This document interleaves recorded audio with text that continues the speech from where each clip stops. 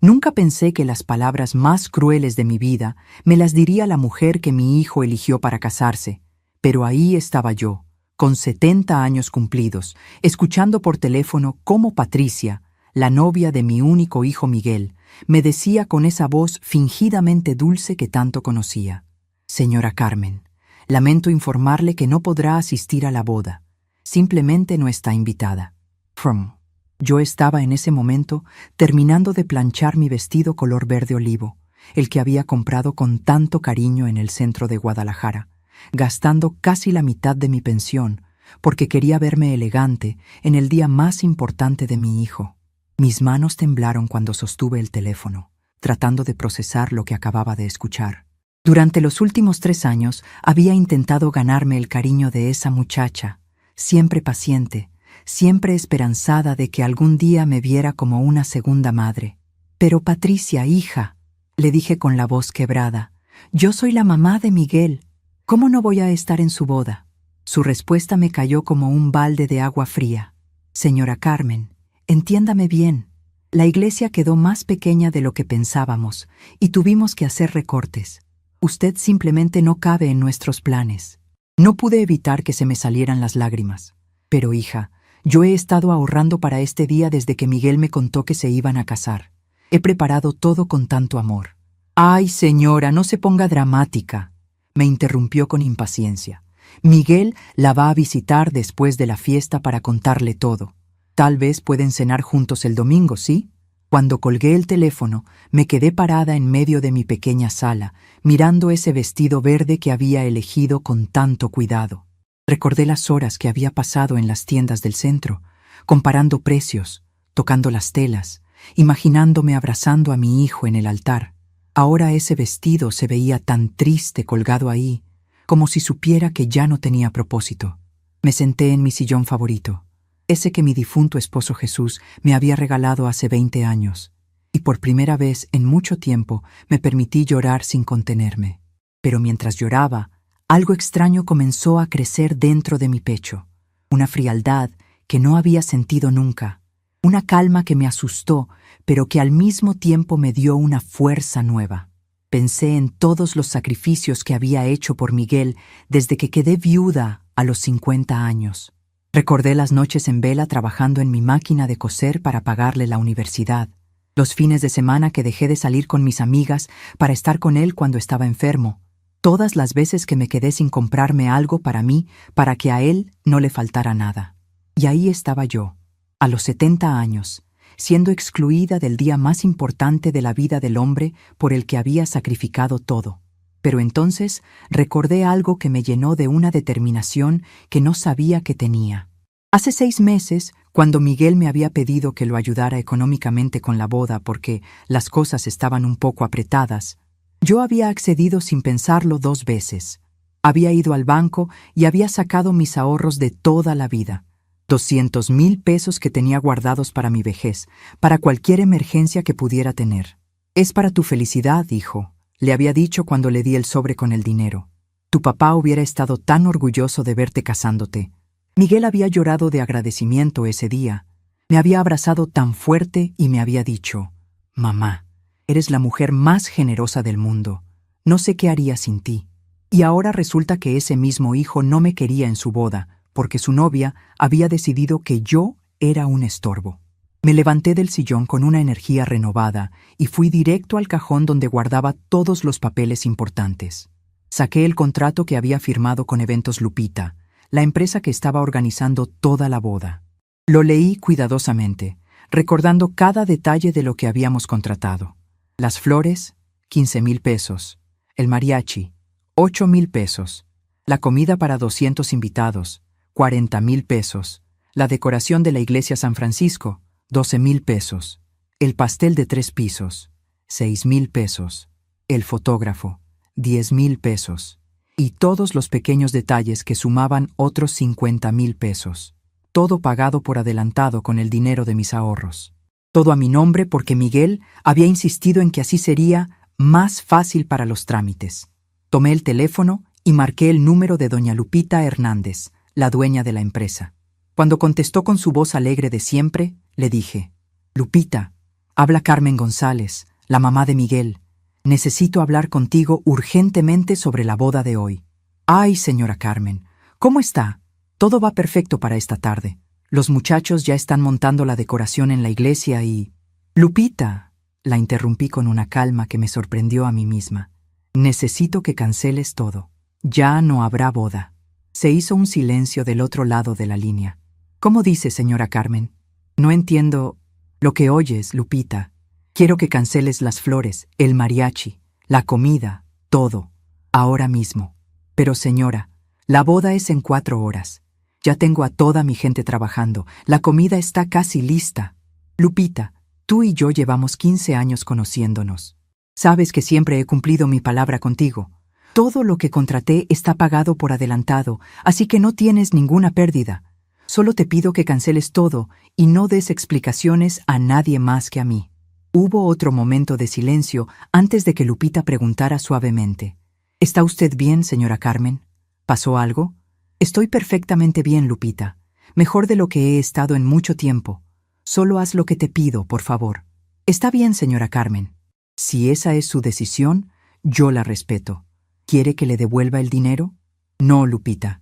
Considéralo tu pago completo por todos los problemas que esto pueda causarte. Tú no tienes la culpa de nada. Después de colgar con Lupita, marqué el segundo número que tenía en mi lista. Don Rafael Martínez, el párroco de la iglesia San Francisco, donde se suponía que sería la ceremonia. Padre Rafael, habla Carmen González. Lamento informarle que la boda de mi hijo Miguel, que estaba programada para esta tarde, se cancela. El padre se quedó sin palabras por un momento. ¿Carmen? ¿Qué pasó? ¿Está todo bien? Padre, hace 3 años que usted me ve todos los domingos en su iglesia. Me conoce, sabe que no soy una mujer caprichosa. La boda se cancela y punto. Por favor, informe a los invitados que lleguen que la ceremonia no se realizará. Pero Carmen, tu hijo llamó ayer para confirmar todo. ¿Qué les digo a las personas que vengan? Dígales que a veces uno descubre que no es tan importante como creía ser, que a veces la verdad duele, pero también libera. Después de colgar con el padre Rafael, me quedé sentada en mi mesa del comedor, mirando la lista de contactos que había hecho para la boda. Pero entonces sonó mi teléfono.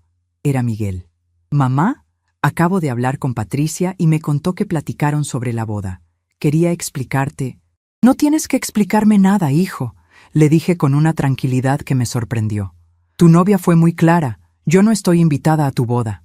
«Mamá, no es así. Es que, bueno, tú sabes cómo es Patricia. A veces dice las cosas de manera un poco directa. Pero no es que no te queramos ahí. Es solo que...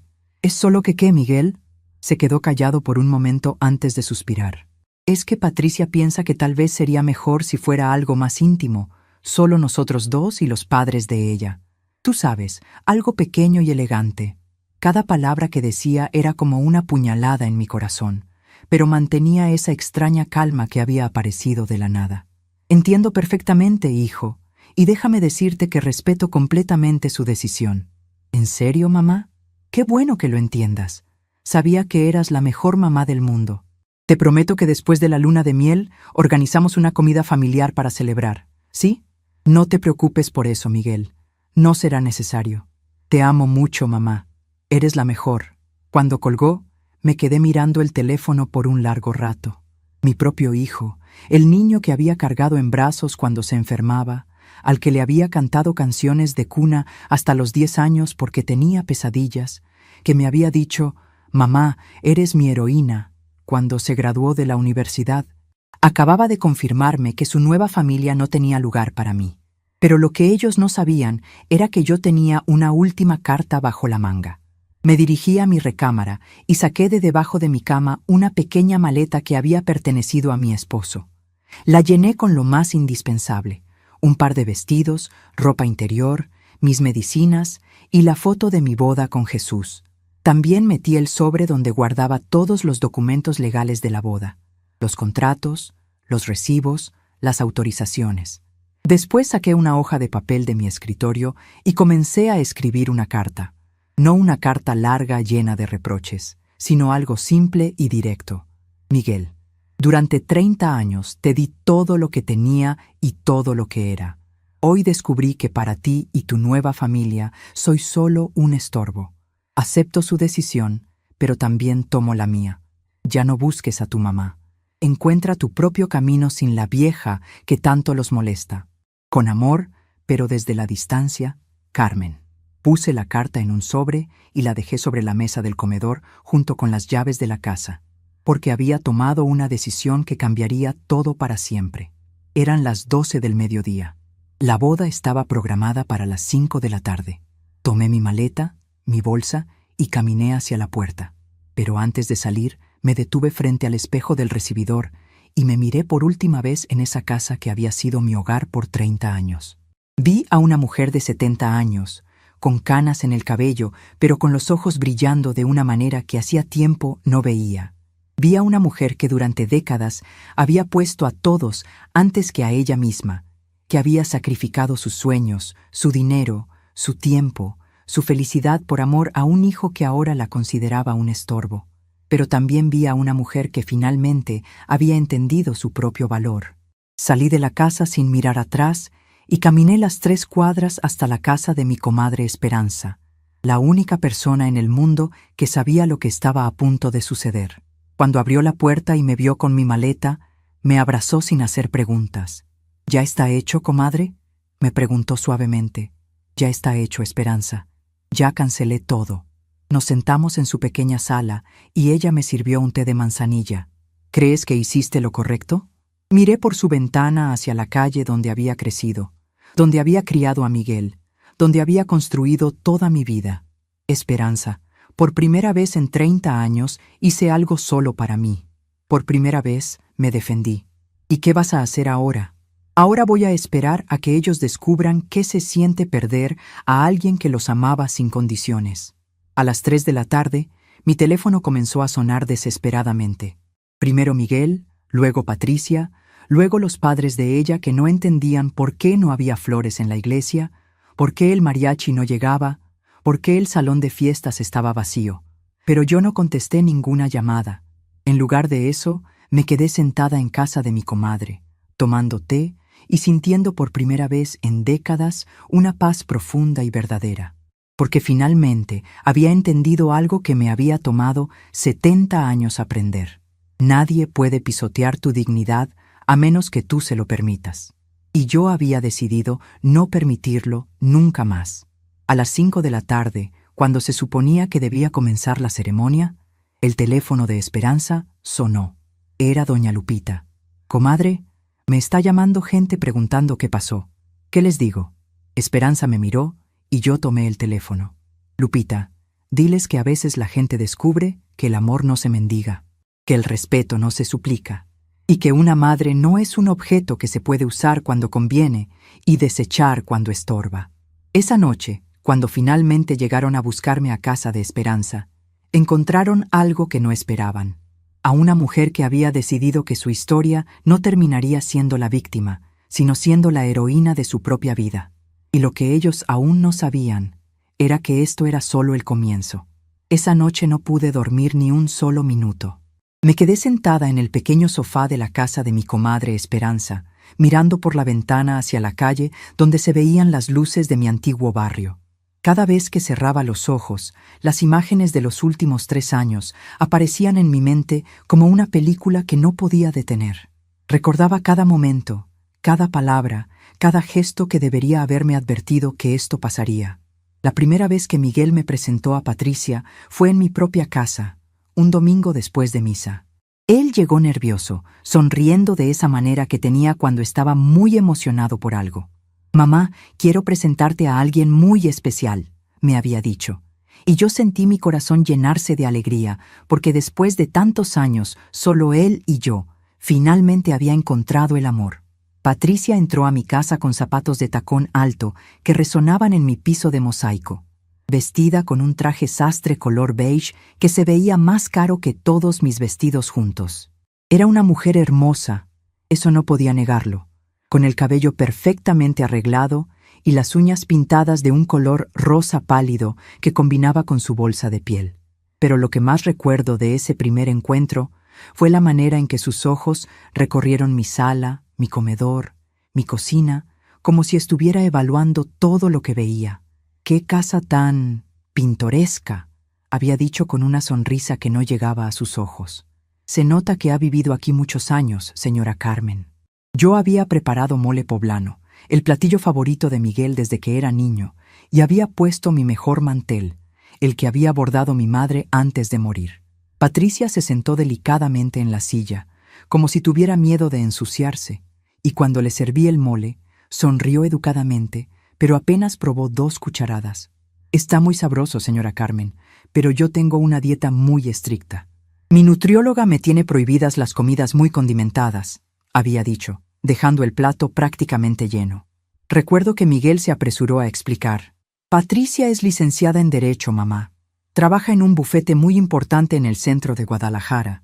Sus papás tienen una hacienda en Tequila». Durante esa primera comida, Patricia habló mucho sobre su familia, sobre los valores refinados que le habían inculcado, sobre lo importante que era mantener ciertos estándares en la vida. Yo escuchaba en silencio, tratando de entender por qué cada una de sus palabras me hacía sentir tan pequeña en mi propia casa. «Mi papá siempre dice que la educación y la clase se notan en todo lo que uno hace», había comentado mientras miraba mi vajilla de peltre, la misma que había comprado cuando Miguel era pequeño y no teníamos dinero para algo más fino. Por ejemplo, en mi casa nunca comemos en platos que no sean de porcelana. Es una tradición familiar. Esa noche, después de que se fueron, me quedé lavando los trastes y pensando en esas palabras. Me quedé mirando mis platos de peltre, que durante 30 años habían servido miles de comidas hechas con amor, y por primera vez en mi vida me sentí avergonzada de ellos. Durante los meses siguientes, las visitas de Patricia a mi casa se fueron espaciando cada vez más. Al principio venía con Miguel los domingos, pero poco a poco empezó a tener compromisos familiares o cenas de trabajo que coincidían exactamente con nuestros días familiares.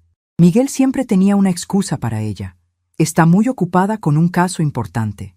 Su familia es muy unida y la necesitan. Está organizando una cena benéfica para su club social». Yo trataba de entender, de ser paciente. Después de todo, pensaba, era natural que una mujer joven y exitosa tuviera muchas responsabilidades. Pero lo que me dolía era la manera en que Miguel comenzó a cambiar cuando estaba con ella. Una tarde, Patricia vino a casa acompañada de su madre, doña Elsa, una señora elegante que vestía siempre de colores claros y llevaba joyas que brillaban cuando se movía. Yo había preparado agua de Jamaica y unas quesadillas de flor de calabaza que había aprendido a hacer de mi abuela. Las 2 mujeres se sentaron en mi sala, y mientras yo servía la comida, escuché a doña Elsa comentar en voz baja. «Ay, hija, espero que cuando se casen no tengas que venir muy seguido a este barrio. Está tan retirado de la zona bonita de la ciudad». Patricia había respondido en el mismo tono bajo. «No te preocupes, mamá. Ya hablé con Miguel sobre eso. Estamos viendo la posibilidad de que Carmen se mude a un lugar más cerca del centro, algo más pequeño y adecuado para una persona de su edad». Yo estaba parada en la entrada de la cocina con las quesadillas en las manos, y sentí como si el suelo se moviera debajo de mis pies. ¿Mudarme? ¿Dejar la casa donde había criado a Miguel? ¿Donde había vivido con mi esposo Jesús? ¿Donde estaban todos mis recuerdos? Esa noche le pregunté a Miguel sobre esa conversación. «Hijo, ¿es verdad que Patricia quiere que me mude de aquí?» Él evitó mi mirada y se puso nervioso. «No exactamente, mamá, es que, bueno, esta casa es muy grande para ti sola, y está un poco retirada. Patricia solo piensa que tal vez estarías más cómoda en un lugar más pequeño, más cerca de centros médicos y tiendas. Pero esta es mi casa, Miguel. Aquí está toda mi vida. Lo sé, mamá, y nadie te está presionando. Solo piénsalo, ¿sí? Cuando Patricia y yo nos casemos, tal vez sería bueno para ti tener un cambio». Esa fue la primera vez que entendí que mis necesidades habían pasado a segundo lugar. Patricia quería rediseñar la vida de Miguel, y yo era una pieza que no encajaba en su rompecabezas. Los meses siguientes fueron una serie de pequeñas humillaciones disfrazadas de gentileza. Patricia llegaba a mi casa con regalos, cremas para la cara que ayudaban con las arrugas, pastillas de vitaminas para mujeres de la tercera edad, libros sobre cómo mantenerse activa después de los 70. Cada regalo venía acompañado de una sonrisa dulce y un comentario aparentemente inocente. Señora Carmen, vi esta crema en la farmacia y pensé en usted. Dice que ayuda mucho con las manchas de la edad, me había dicho un día, entregándome una cajita cara mientras miraba mi rostro como si fuera un proyecto que necesitaba renovación. Otro día trajo unas pastillas. Mi ginecóloga me recomendó estas vitaminas para mi mamá. Son especiales para mujeres mayores que necesitan un empujoncito de energía. La manera en que dijo mujeres mayores me hizo sentir como si ya tuviera un pie en la tumba. Pero lo que más me dolía era ver cómo Miguel se alejaba de mí poco a poco. Antes de conocer a Patricia, él venía a visitarme 3 o 4 veces por semana. Llegaba después del trabajo, cenábamos juntos, me contaba sobre sus proyectos de construcción, planeábamos los fines de semana. Después de Patricia, las visitas se redujeron a 1 vez por semana, luego cada 2 semanas, hasta que casi solo venía cuando necesitaba algo. La primera gran pelea que tuvimos fue por mi cumpleaños número 68. Yo había planeado una comida familiar pequeña, solo Miguel, Patricia y yo. Había cocinado toda la mañana, pozole rojo, tamales de dulce, flan napolitano. Puse mi mejor mantel, saqué la vajilla que guardaba para ocasiones especiales y hasta compré flores para el centro de mesa. Miguel llegó con Patricia, pero se notaba que ella no quería estar ahí. Se sentó en la orilla de la silla, revisando constantemente su teléfono, y cuando le pregunté sobre su trabajo, me respondió con monosílabos. Después de media hora, se levantó y le dijo a Miguel: «Amor, ¿no se te olvida que tenemos la cena con mis papás a las 8? Prometiste que llegaríamos temprano». Miguel se puso pálido. «Ay, sí, se me había olvidado. Mamá, lo siento mucho, pero tenemos que irnos». «Pero hijo, apenas llegaron. Ni siquiera hemos partido el pastel». «Lo siento, mamá. Ya sabes cómo es don Fernando. No le gusta que lleguemos tarde. Mejor nos llevamos un pedacito del pastel para comerlo después». Se fueron dejándome sola con toda la comida, con la mesa puesta para 3 personas, y con el pastel de cumpleaños sin partir. Esa noche lloré como no había llorado desde que murió mi esposo. Las cosas empeoraron cuando Patricia y Miguel se comprometieron oficialmente. La petición de mano fue en casa de los papás de ella, una ceremonia elegante a la que yo fui invitada, pero donde me sentí completamente fuera de lugar. La casa de la familia de Patricia era una mansión en el exclusivo barrio de Providencia, con jardines perfectamente cuidados y empleadas domésticas que servían canapés en charolas de plata. Yo llegué con mi vestido más bonito, pero al ver a las demás señoras vestidas con ropa de diseñador y joyas brillantes, me sentí como una intrusa. Patricia me presentó como la mamá de Miguel, mientras que a su propia madre la presentaba como mi querida mamá, Elsa Oliveira de Mendoza, quien viene de una familia de hacendados de Tequila. Durante toda la fiesta, Patricia y su madre planearon la boda en voz alta, hablando de flores importadas, vestidos de diseñadores europeos, lunas de miel en Europa. Yo escuchaba en silencio, preguntándome cuál sería mi papel en todo eso. «Claro que tendremos que limitarnos en la lista de invitados», había dicho doña Elsa. «Una boda elegante requiere selectividad. No podemos invitar a cualquier persona». Patricia había asentido. «Tienes razón, mamá. Miguel y yo queremos algo íntimo y sofisticado. Solo la gente que realmente importa». Esa noche, cuando estábamos solos, le pregunté a Miguel sobre los planes de la boda. «Hijo, ¿puedo ayudar en algo? Tengo algunos ahorros guardados, por si necesitan». Sus ojos se iluminaron. «¿En serio, mamá? Porque la verdad sí está saliendo más caro de lo que pensábamos. Patricia quiere que todo sea perfecto». Fue así como terminé pagando la mayor parte de una boda en la que aparentemente no era bienvenida. 200,000 pesos de mis ahorros de toda la vida, el dinero que tenía guardado para mi vejez, para cualquier emergencia médica que pudiera tener. Todo se fue en flores, comida, música y decoración para la boda de la mujer que me veía como un estorbo. Durante los preparativos, Patricia me asignó tareas menores. «Señora Carmen, ¿podría usted encargarse de conseguir las bolsitas para los dulces? Nada muy caro, algo sencillito. O, ¿podría ayudarnos con el transporte de las sillas? Miguel me dijo que usted conoce gente que se dedica a eso». Siempre fui la última en enterarme de las decisiones importantes. Me enteré del menú cuando ya estaba confirmado, de la decoración cuando ya estaba comprada, de la música cuando ya estaba contratada. Era como si fuera una empleada, no la madre del novio. La gota que derramó el vaso fue cuando fui a la prueba del vestido de Patricia. Ella me había invitado para que viera qué tan hermosa se ve su nuera, pero cuando llegué a la boutique elegante del centro de Guadalajara, me di cuenta de que era la única mayor de edad ahí. Todas las demás eran amigas jóvenes de Patricia, mujeres de su misma clase social que hablaban de cosas que yo no entendía. Cuando Patricia salió del probador con su vestido de novia, todas aplaudieron y gritaron de emoción. Era hermosa, eso no podía negarlo. El vestido era de seda blanca con encajes importados y una cola larga que brillaba bajo las luces de la boutique. Se veía como una princesa. «¿Qué opina, señora Carmen?», me preguntó, y todas las miradas se dirigieron hacia mí. «Estás preciosa, hija», le dije con sinceridad. «Miguel va a llorar de emoción cuando te vea».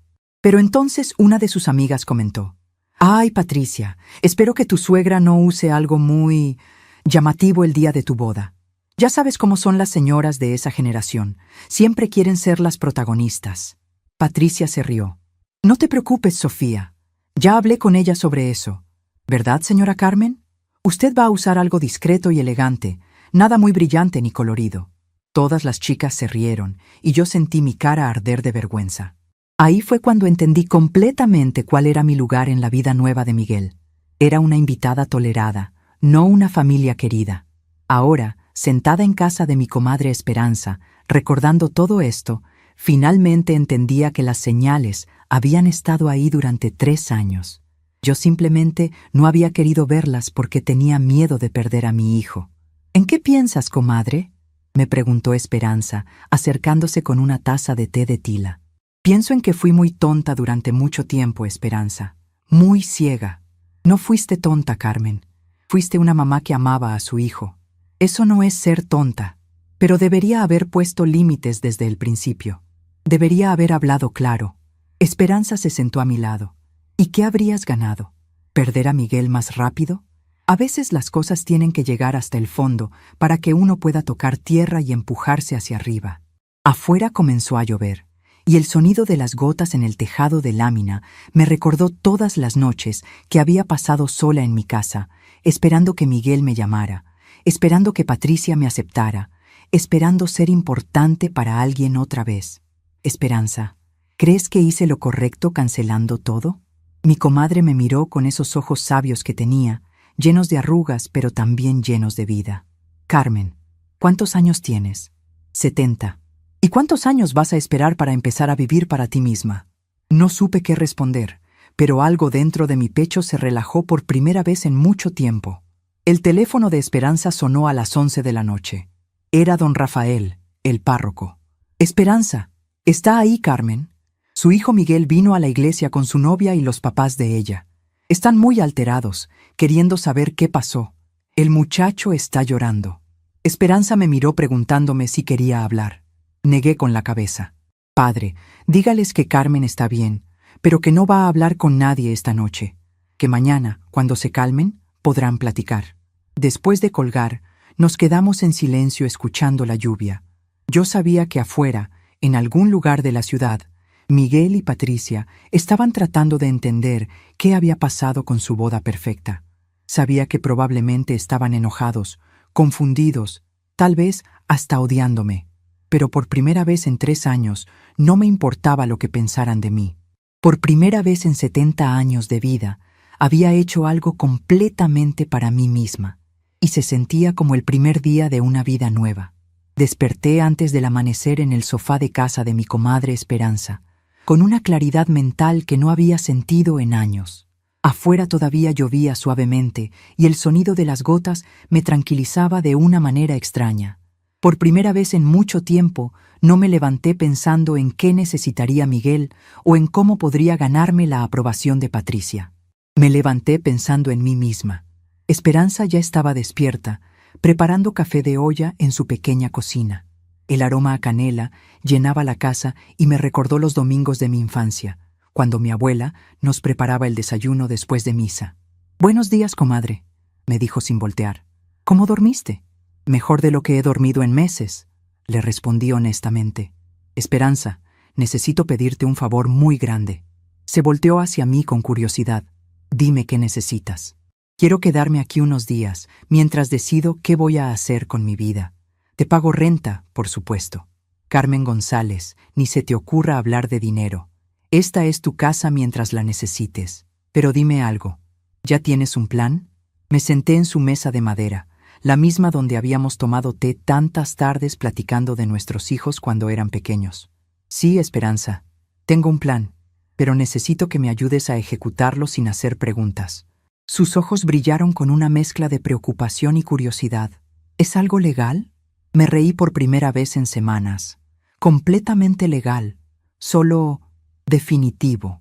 A las 8 de la mañana, mientras Esperanza fue al mercado para dar la impresión de que era un día normal, yo me quedé en su casa esperando las llamadas que sabía que vendrían.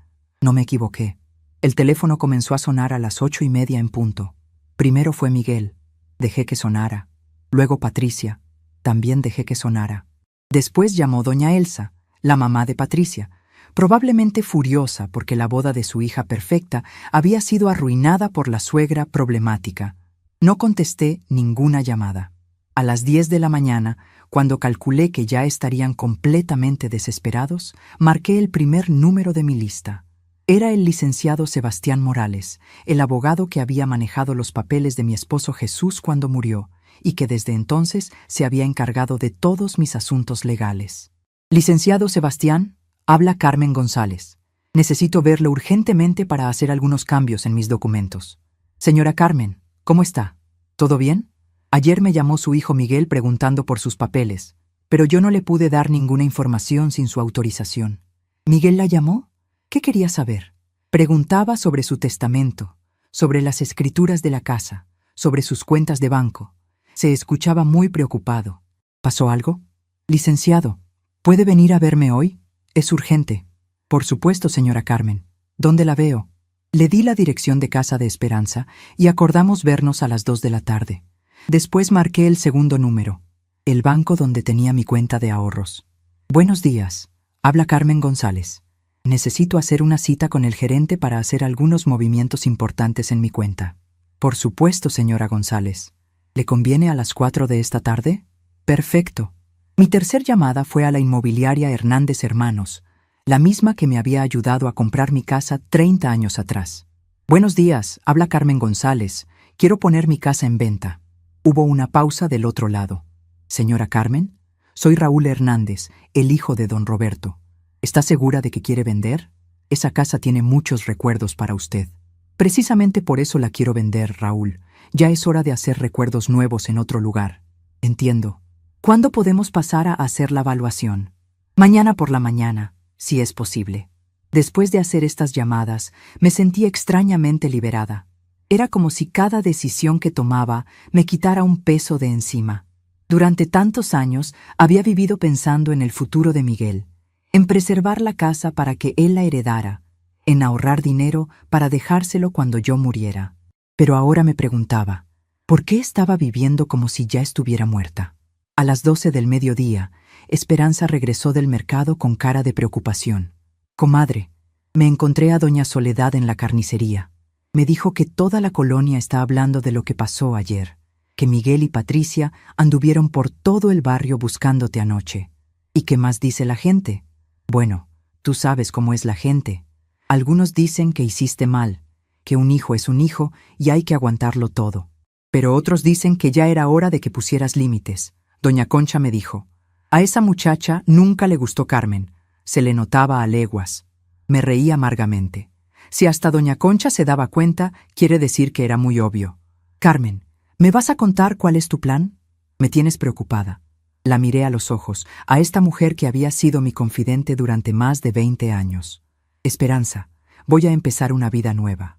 Voy a vender la casa, voy a cambiar mi testamento y voy a irme a vivir a otro lugar donde nadie me conozca como la mamá de Miguel o la suegra difícil de Patricia.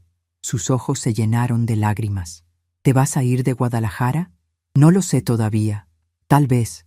O tal vez solo me mude al centro, a uno de esos departamentos bonitos para personas mayores que están cerca de todo. Lo que sí sé es que no voy a seguir viviendo para otras personas que no me valoran.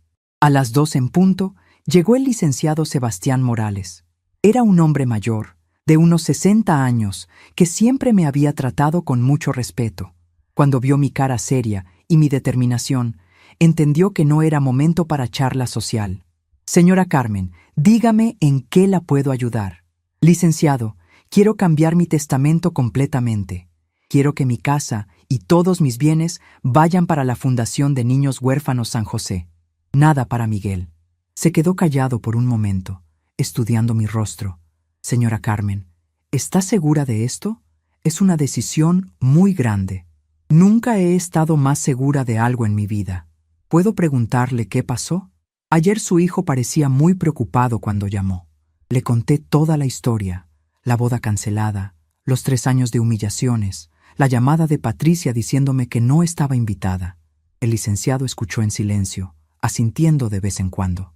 Entiendo perfectamente, señora Carmen. He visto muchos casos como este. ¿Quiere dejarle algo a Miguel, aunque sea simbólico?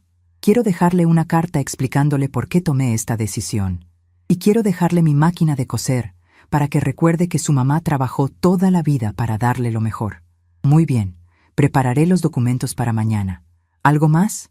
Sí, quiero hacer una donación inmediata de 50,000 pesos a la Fundación San José, de mi cuenta de ahorros. Después de que se fue el licenciado, me dirigí al banco.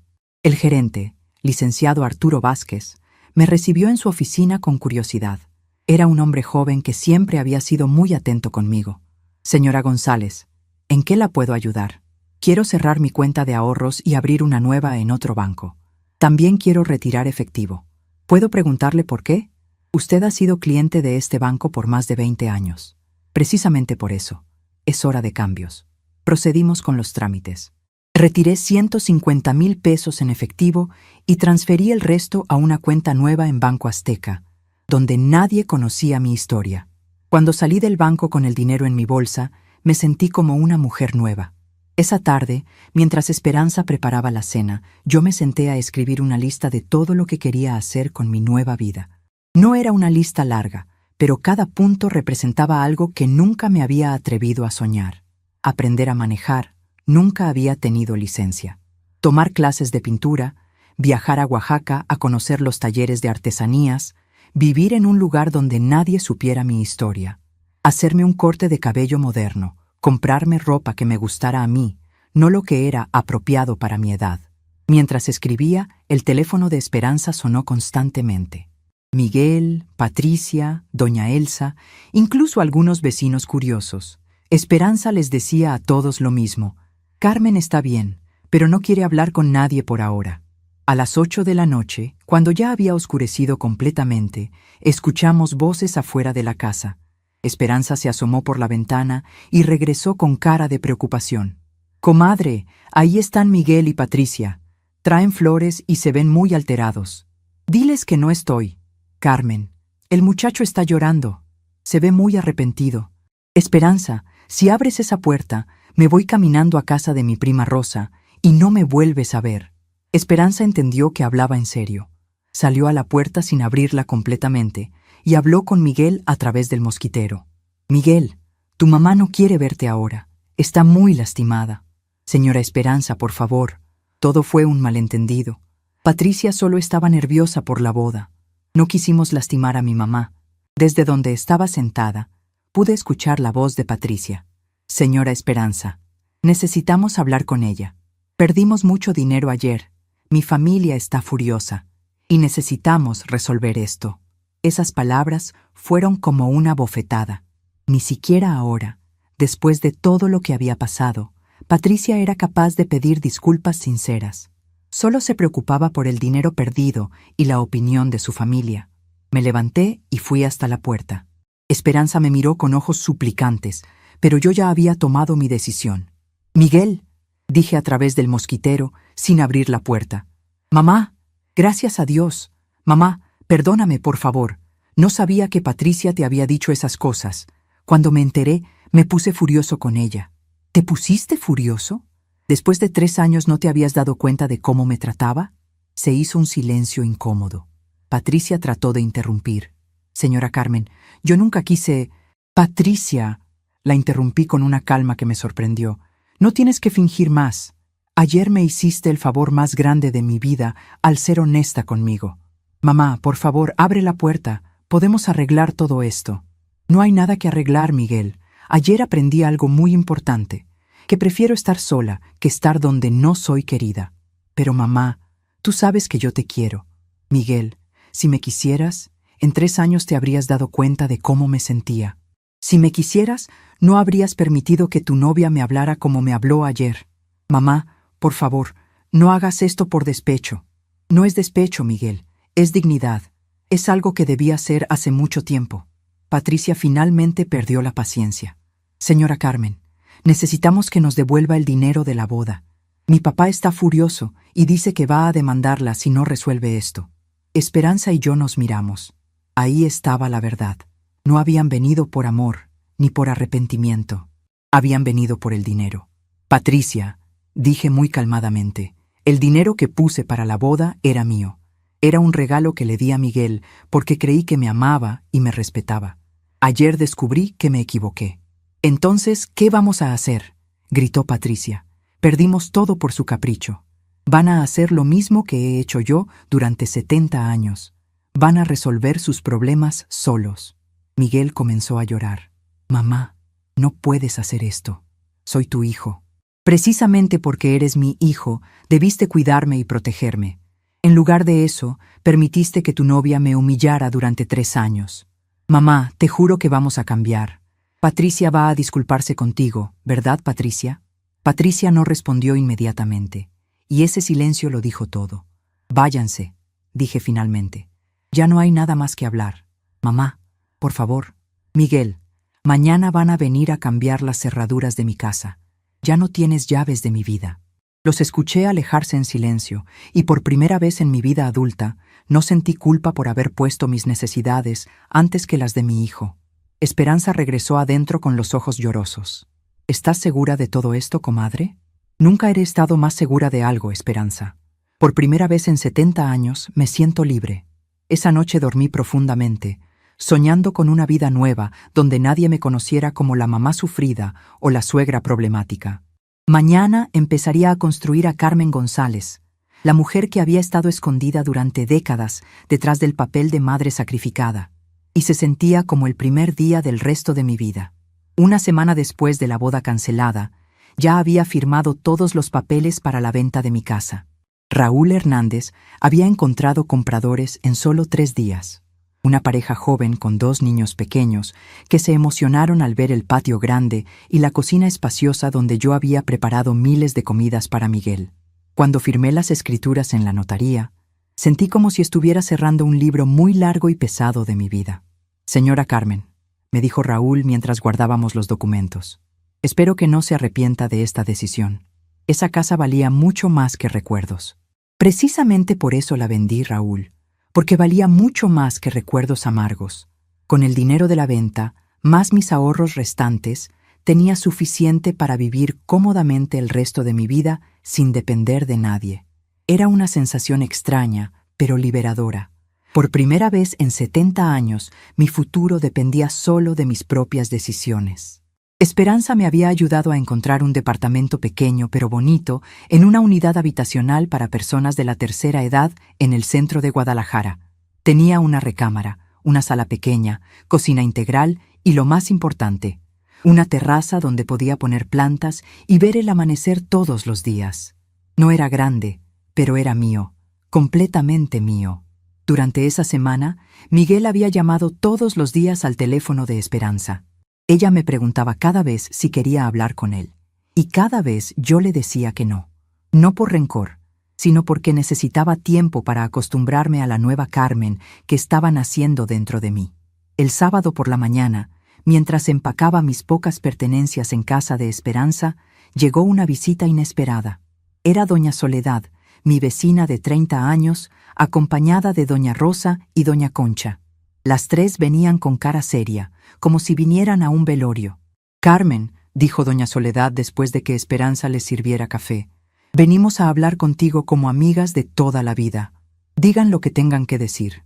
Mira, nosotras entendemos que estés molesta con Miguel y con esa muchacha, continuó doña Rosa, pero no puedes tirar tu vida a la basura por un coraje. ¿Tirar mi vida a la basura? Ay, Carmen, intervino doña Concha, vendiste tu casa, cambiaste tu testamento, te vas a vivir sola. ¿Qué va a hacer de ti cuando te enfermes? ¿Cuando necesites ayuda? Las miré a las tres con una sonrisa que las desconcertó. Amigas, durante 30 años ustedes me vieron sacrificarme por Miguel. Me vieron llorar cuando no me visitaba. Me vieron sufrir cuando esa muchacha me despreciaba. Y ahora que finalmente hago algo por mí misma, ¿vienen a decirme que estoy mal? Es que un hijo es un hijo, Carmen, insistió doña Soledad. Los hijos cometen errores, pero siguen siendo nuestros hijos. Tienes razón, Soledad. Miguel sigue siendo mi hijo, pero yo también sigo siendo una mujer, una persona que merece respeto y amor. Y si él no me puede dar eso, entonces yo me lo voy a dar a mí misma. Las tres se quedaron calladas. Finalmente, doña Rosa suspiró y dijo: Bueno, Carmen, esperamos que sepas lo que estás haciendo. Por primera vez en mi vida, sí sé lo que estoy haciendo. Después de que se fueron, Esperanza se sentó conmigo en el patio trasero de su casa. ¿No te da miedo, comadre, empezar de nuevo a los 70 años? Me da terror, Esperanza. ¿Pero sabes qué me daba más miedo? Morir sin haber vivido nunca para mí misma. El lunes por la mañana me mudé a mi nuevo departamento. Esperanza me acompañó, y entre las dos acomodamos mis pocas cosas. Mi ropa, algunos libros, la foto de mi boda con Jesús, mi máquina de coser y las plantas que había salvado de mi casa anterior. El departamento se veía casi vacío, pero a mí me parecía lleno de posibilidades. ¿Qué vas a hacer ahora?, me preguntó Esperanza mientras tomábamos café en mi nueva cocina. Saqué la lista que había escrito días atrás. Voy a cumplir todos estos sueños que nunca me permití tener. Esa misma tarde fui a la escuela de manejo veloz, donde una instructora joven llamada Leticia me recibió con una sonrisa enorme. Qué bueno que se animó, señora Carmen. Nunca es tarde para aprender. Tengo 70 años, le dije. ¿No le parece ridículo? ¿Le parece ridículo vivir su vida como usted quiere? Porque a mí me parece valiente. Las clases de manejo se convirtieron en mi actividad favorita. Leticia era paciente y divertida, y me hacía sentir como si tener 70 años fuera una ventaja, no una desventaja. Usted maneja con más cuidado que los jóvenes, me decía. Ellos tienen prisa, pero usted sabe disfrutar el camino. Después de 2 semanas de clases, el miércoles por la tarde estaba practicando estacionarme en paralelo cuando vi un auto familiar estacionado frente a la escuela. Era Miguel, esperándome. Cuando salí del auto de práctica, se acercó con cara de sorpresa. «Mamá, ¿qué haces aquí?» «Aprendiendo a manejar. ¿Cómo me encontraste?» «He estado preguntando por ti por todo Guadalajara. Doña Esperanza me dijo que te habías mudado, pero no me quiso dar tu dirección». Lo miré con curiosidad. Se veía cansado, más delgado, y había algo diferente en sus ojos. «¿Qué quieres, Miguel?» «Quiero hablar contigo. Tengo muchas cosas que decirte». «Habla». Se quedó parado ahí, en la banqueta, mientras la gente pasaba a nuestro alrededor. Mamá, Patricia y yo terminamos. No sentí ni sorpresa ni satisfacción. Solo una especie de tristeza por todo el tiempo perdido. ¿Por qué? Porque después de lo que pasó el día de la boda, empecé a ver cosas que antes no quería ver. Como la manera en que te trataba, como me alejó de ti poco a poco, como me hizo sentir avergonzado de mi propia familia. ¿Y qué pasó exactamente? Miguel suspiró profundamente. La semana pasada fuimos a cenar con sus papás. Su mamá, doña Elsa, se puso a hablar de ti frente a todos. Dijo que eras una mujer problemática y que era mejor que ya no formaras parte de nuestras vidas, que ahora Miguel podía ascender socialmente sin el lastre de una suegra de clase baja. Sentí una punzada en el pecho, pero ya no de dolor, sino de confirmación. Todo lo que había intuido durante 3 años era cierto. ¿Y Patricia qué dijo? Nada. Se quedó callada. Y eso me dolió más que si hubiera estado de acuerdo con su mamá. Me di cuenta de que nunca me había defendido y que nunca te había defendido a ti. ¿Y por eso terminaron? Terminamos porque esa noche llegué a casa y me puse a pensar en todo lo que había perdido por complacerla. Mamá, en 3 años dejé de ir a visitarte como antes. Dejé de llamarte todos los días. Dejé de llevarte flores en tu cumpleaños porque Patricia decía que era demasiado apegado a su mamá. Las palabras me llegaban, pero ya no me lastimaban como antes. Era como escuchar la historia de otras personas. Miguel, agradezco que me digas esto, pero ya es muy tarde. ¿Muy tarde para qué? Para que las cosas vuelvan a ser como antes. Yo ya no soy la misma mujer que era hace 2 semanas. Me miró confundido. Mamá, sé que estás enojada, pero podemos arreglar esto. Puedo comprar otra casa, podemos volver a vivir juntos como antes. Miguel, lo interrumpí suavemente. No estoy enojada, estoy agradecida. ¿Agradecida? Agradecida porque Patricia me obligó a ver algo que yo no quería ver, que había dejado de vivir mi propia vida, que me había vuelto tan pequeña que cabía en los espacios que otros me daban. Mamá, yo nunca quise que te sintieras así. Lo sé, hijo, pero sin querer, eso fue lo que pasó. Y ahora estoy construyendo una vida nueva donde yo soy la protagonista, no la madre que vive esperando migajas de atención. Miguel comenzó a llorar. Mamá, ¿me vas a perdonar? Ya te perdoné, Miguel. Pero perdonar no significa volver atrás. Significa seguir adelante sin rencor. ¿Entonces ya no soy tu hijo? Lo miré con ternura. Este hombre de 42 años que había crecido tanto físicamente, pero que seguía siendo el niño asustado que necesitaba mi aprobación para todo. Siempre vas a ser mi hijo, pero ya no vas a ser mi vida entera. ¿Qué significa eso? Significa que te voy a querer siempre, pero que ya no voy a esperar que tú llenes todos mis vacíos, que voy a construir mi propia felicidad. Se quedó callado por un largo rato. Finalmente preguntó, ¿puedo visitarte a veces? Cuando quieras, Miguel, pero en mis términos, sin disculpas por ser quien soy, sin vergüenza de mi origen, sin permitir que nadie más me falte al respeto. ¿Y si conoces a alguien más? ¿Y si me vuelvo a casar? Espero que conozcas a alguien que te ame completamente, incluyendo a tu familia. Y espero que esta vez sepas elegir a una mujer que sume a tu vida, no que reste. Ese día, después de hablar con Miguel, me fui caminando a mi departamento. Era un trayecto de 15 minutos que me dio tiempo para reflexionar. No sentía rencor hacia él, pero tampoco sentía la urgencia desesperada de antes por recuperar su amor. Había encontrado algo mucho más valioso, mi propio amor. Durante las semanas siguientes, Miguel comenzó a visitarme regularmente. Al principio venía lleno de culpa, tratando de compensar los años perdidos con regalos y atenciones excesivas. Pero poco a poco, conforme se daba cuenta de que yo ya no era la mujer necesitada de antes, nuestras visitas se volvieron más naturales. Un domingo por la tarde estaba regando las plantas de mi terraza cuando llegó sin avisar. Traía una bolsa de pan dulce y 2 cafés. «Mamá, ¿puedo acompañarte?» «Claro, hijo». Nos sentamos en las 2 sillas que había puesto en la terraza, viendo el atardecer sobre la ciudad. «Mamá, ¿eres feliz?» La pregunta me sorprendió por su simpleza. «Sí, Miguel. Por primera vez en muchos años, soy feliz». ¿No te sientes sola? Estar sola y sentirse sola son cosas muy diferentes. Antes vivía acompañada, pero me sentía sola. Ahora vivo sola, pero me acompaño a mí misma. No entiendo. Antes toda mi identidad dependía de ustedes. Si tú estabas bien, yo estaba bien. Si me necesitabas, yo tenía propósito. Ahora mi bienestar depende de mí misma. Miguel se quedó pensativo. ¿Qué vas a hacer con tu vida? Le conté sobre mis clases de manejo, sobre las clases de pintura a las que pensaba inscribirme, sobre el viaje a Oaxaca que estaba planeando. Voy a hacer todo lo que siempre quise hacer, pero nunca me atreví. ¿Y si necesitas algo? ¿Si te enfermas?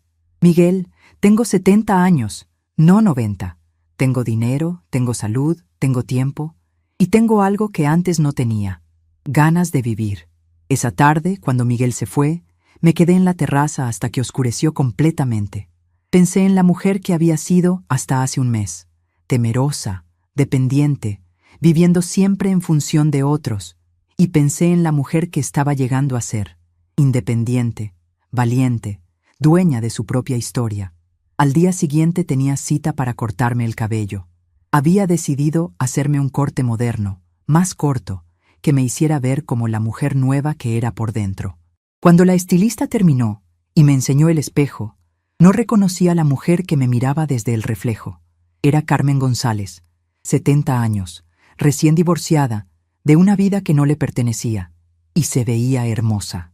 Esa noche llamé a Esperanza para contarle sobre mi nuevo corte de cabello, sobre mis planes para el viaje a Oaxaca, sobre la sensación extraña pero maravillosa de despertar cada día sin tener que consultar con nadie qué hacer con mi tiempo. ¿Sabes qué es lo mejor de todo esto, comadre?, le dije antes de colgar. ¿Qué?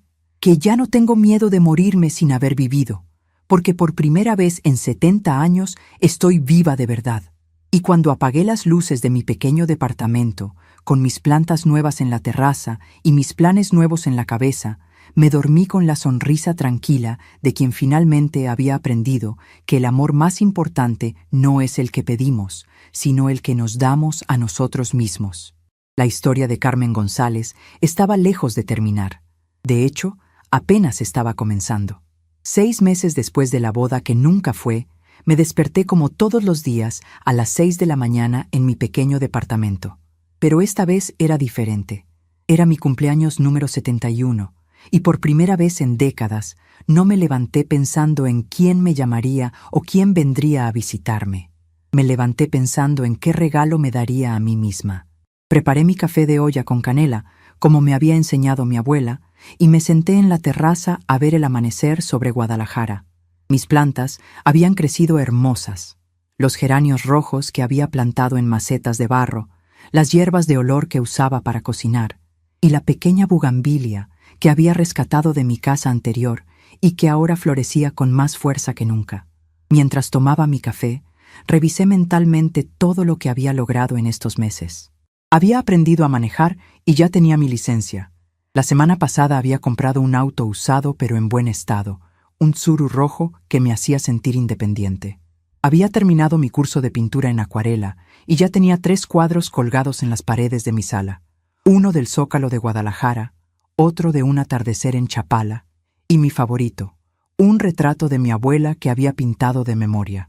El mes pasado había regresado de mi viaje a Oaxaca, donde había pasado 2 semanas conociendo talleres de artesanías, comiendo comida deliciosa y hospedándome en un hotelito del centro histórico.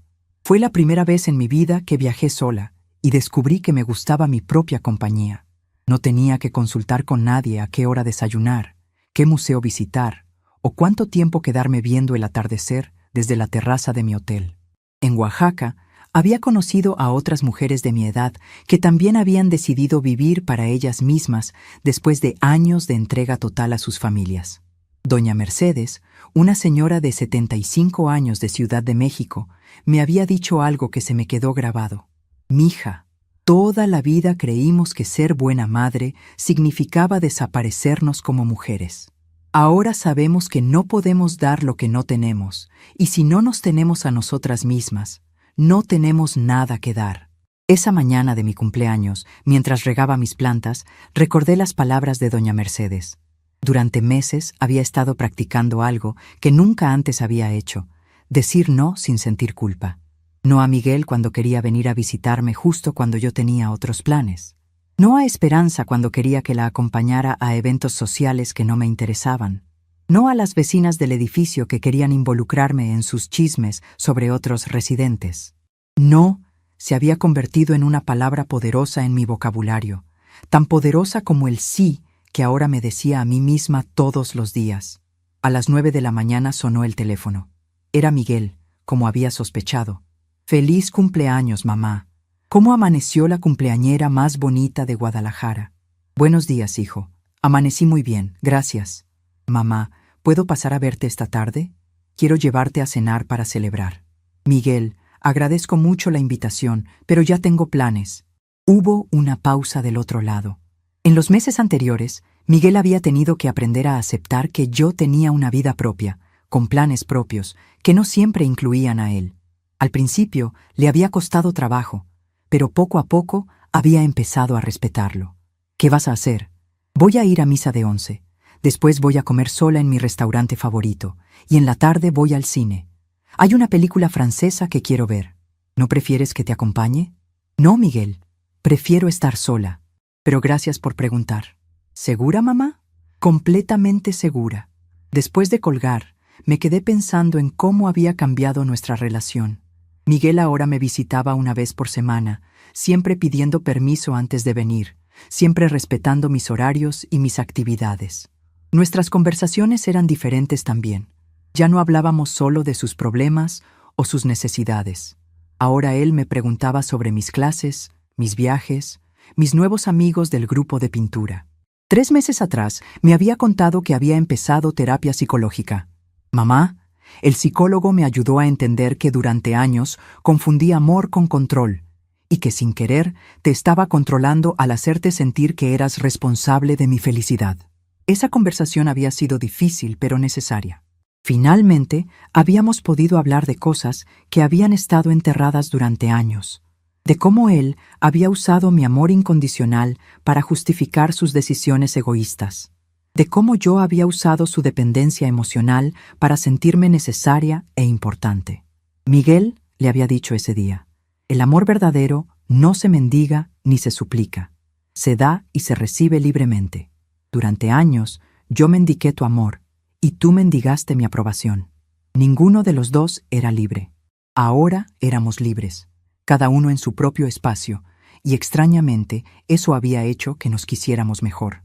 Esa tarde, después de mi comida solitaria en el restaurante El Patio, donde ya me conocían y siempre me daban la mesa junto a la ventana, fui al cine como había planeado.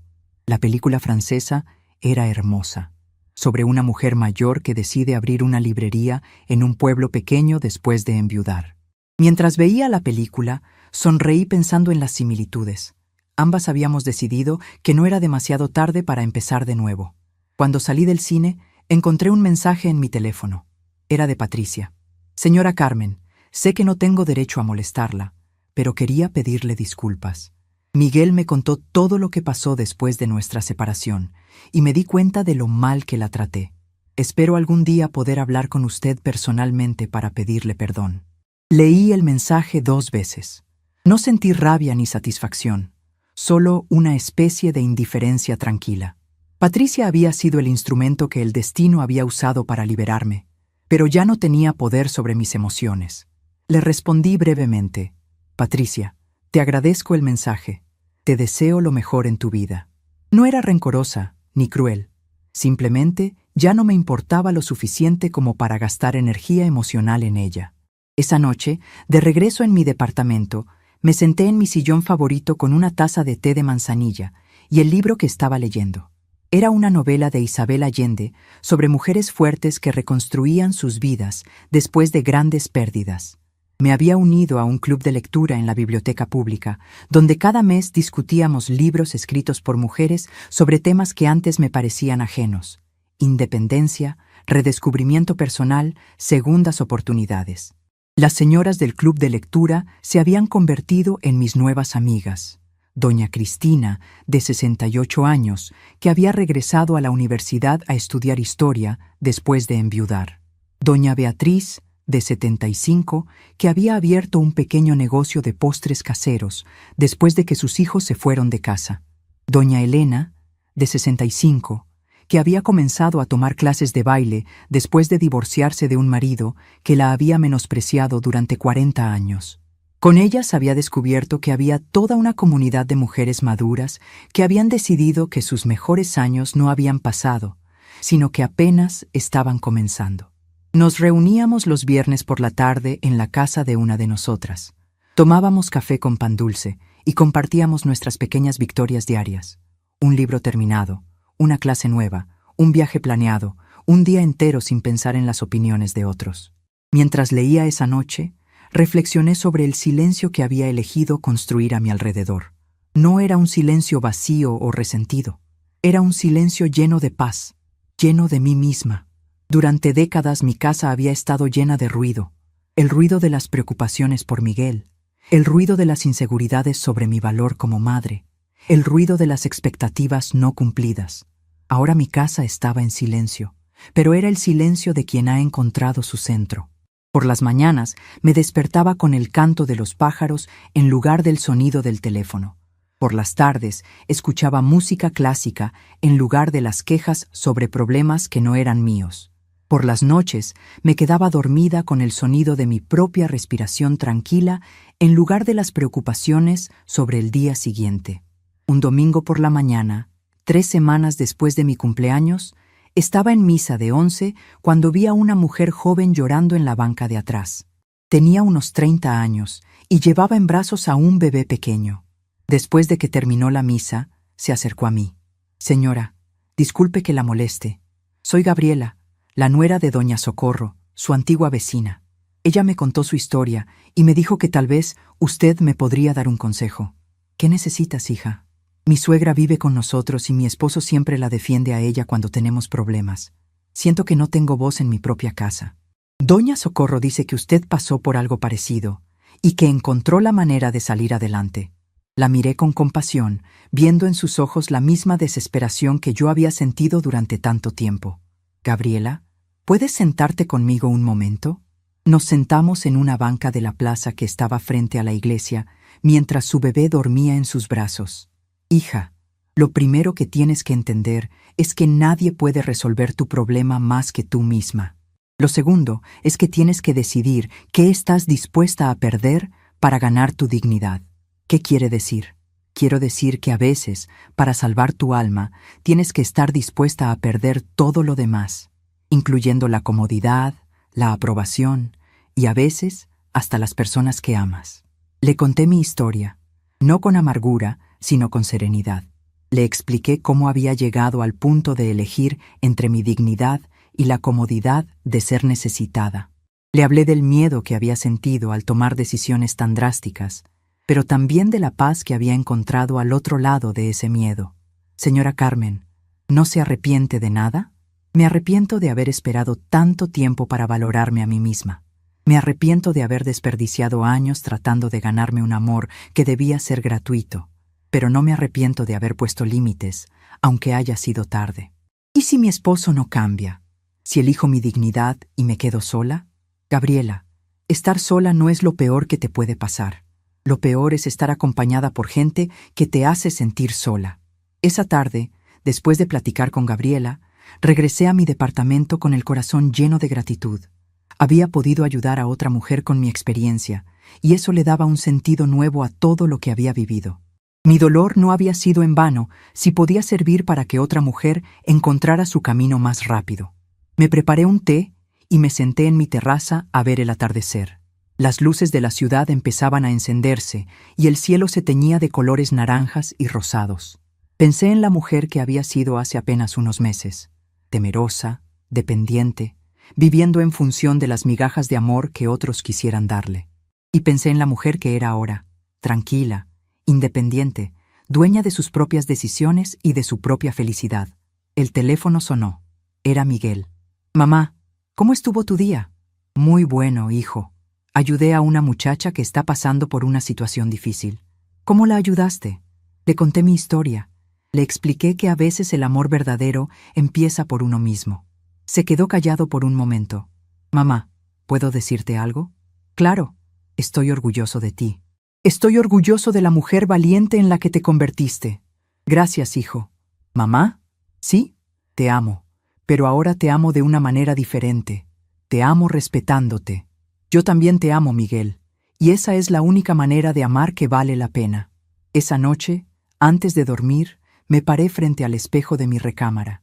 Vi a una mujer de 71 años con el cabello gris pero cortado de una manera moderna que la hacía verse vibrante. Vi arrugas en su cara, pero también brillo en sus ojos. Vi a alguien que había aprendido que el respeto no se pide, se exige silenciosamente con la propia dignidad. Vi a Carmen González, no la madre sufrida, no la suegra rechazada, no la viuda solitaria, solo Carmen González. Y era suficiente.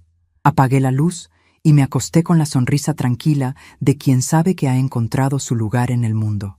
No el lugar que otros le asignaron, sino el lugar que ella misma eligió. Afuera, la ciudad seguía su ritmo nocturno.